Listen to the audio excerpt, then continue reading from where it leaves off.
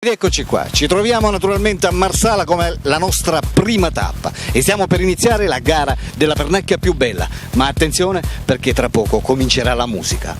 Diamo il via.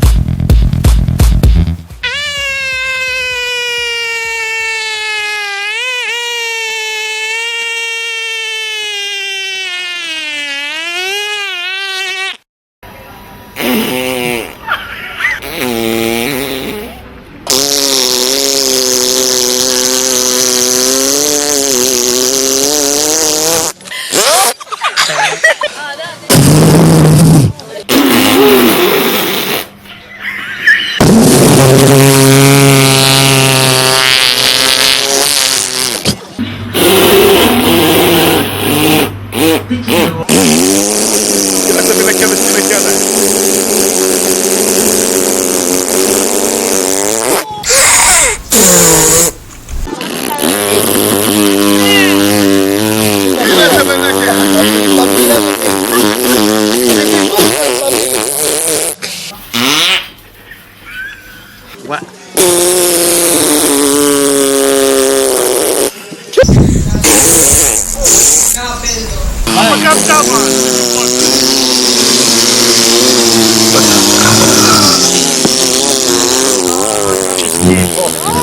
vicina, no.